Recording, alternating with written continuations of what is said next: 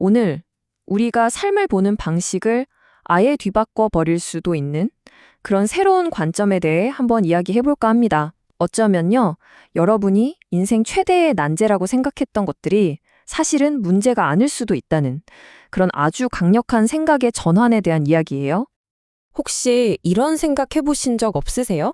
내 인생이나 인간관계 아니면 내 커리어 같은 것들 정말 열심히 하고 있는데 왜 자꾸만 제자리 걸음인 것 같지? 뭔가 보이지 않는 벽에 딱 가로막힌 것 같은 그런 기분이요? 오늘 우리가 같이 들여다볼 이야기는 바로 이 지점에서 시작해요. 세상을 바꾸려고 애쓰는 대신에 그냥 나 자신을 바꾸라는 거죠. 이게 너무 단순해서 오히려 좀 과격하게 들릴 수도 있는데요. 이 해결책이 어떻게 모든 문제의 열쇠가 될 수 있는지 지금부터 하나씩 파헤쳐 보겠습니다. 자, 그럼 가장 현실적인 문제부터 한번 시작해 볼까요? 우리를 가장 기쁘게 하기도 하고 또 동시에 가장 힘들게도 만드는 것. 네, 바로 관계에 대한 이야기입니다.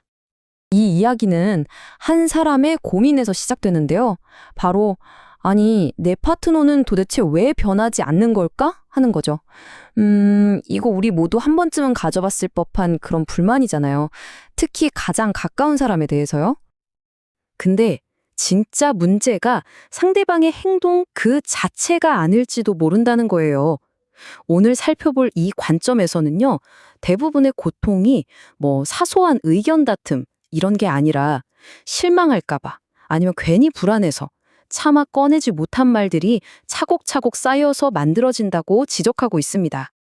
바로 여기서 정말 흥미로운 관점이 등장합니다. 관계의 진짜 목적이요, 단순히 행복이나 안정감을 얻는 걸 넘어서 나 혼자서는 절대로 볼 수 없는 내 안의 어떤 모습을 발견하기 위한 일종의 거울이라는 거예요. 그러니까 핵심은 바로 이거예요. 상대를 바꾸려고 애쓰는 걸 멈추고 질문의 방향을 나한테로 돌리는 거죠.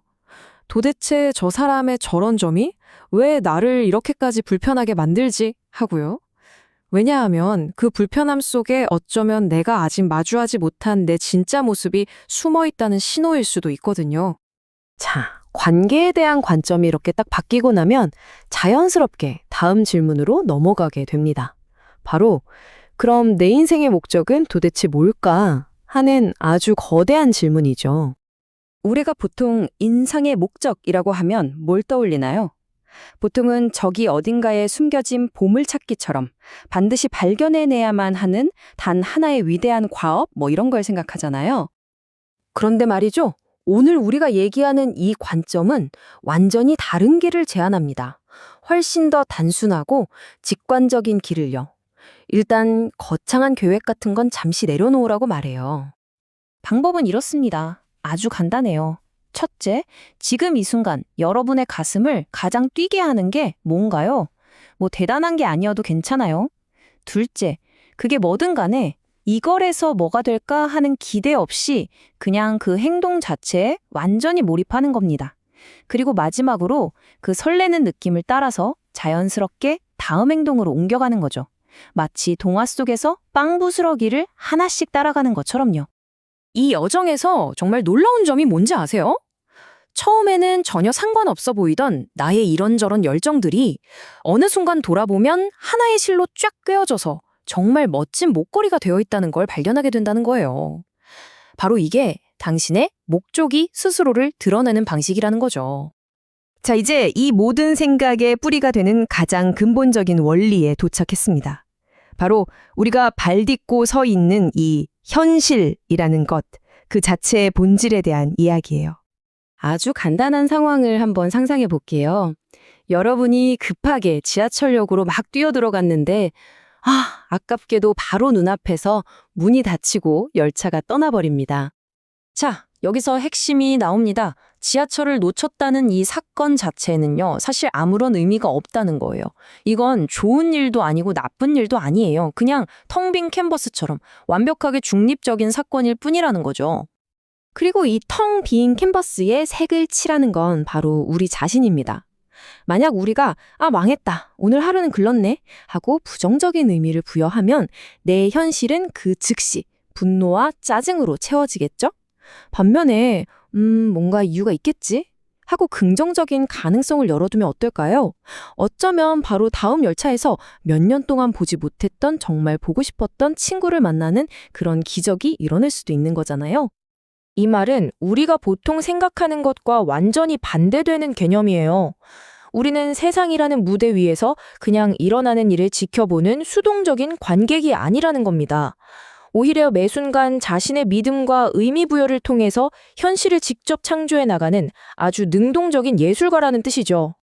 자, 만약 우리 현실의 창조자라면 이런 의문이 당연히 생길 수밖에 없어요. 아니, 그럼 당장 내 생존에 필요한 것들은 어떻게 얻지? 이 과정을 뭘 믿고 따르라는 거지?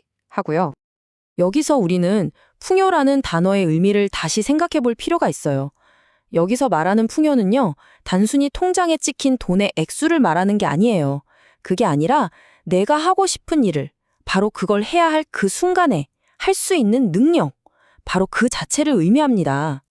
그러니까 여러분이 진정으로 가슴 뛰는 일을 믿고 한 걸음 한 걸음 나아갈 때 마치 약속이라도 한 것처럼 필요한 자원이나 사람, 기회들이 정말 신기하게도 딱 맞는 타이밍에 나타나서 여러분을 돕는다는 거예요.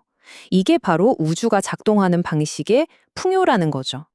지금까지의 모든 이야기는요, 결국 하나의 강력한 마지막 열쇠로 이어집니다. 이건 우리가 평생 진리처럼 믿어왔던 어떤 말을 완전히 뒤집어버리는 개념이에요. 우리는 평생 이렇게 배워왔잖아요. 눈에 보여야 믿는다. 손에 잡히고 물리적인 증거가 있어야만 비로소 믿을 수 있다고요. 그쵸? 보는 것이 믿는 것이다. 하지만 어쩌면 진실은 그 정반대일지도 모릅니다. 믿는 것이 곧 보는 것이라는 거죠. 다시 말해서 여러분이 마음속 가장 깊은 곳에서 진실이라고 믿는 바로 그것이 여러분의 현실을 만들어내는 일종의 청사진, 설계도라는 뜻입니다. 그래서 마지막으로 이 질문을 한번 던져보고 싶습니다. 만약 여러분의 믿음이 현실을 창조하는 유일한 재료라면 여러분은 스스로에게 어떤 멋진 삶을 만들어 선물하고 싶으신가요? 그 모든 선택은 오롯이 여러분 자신에게 달려 있습니다.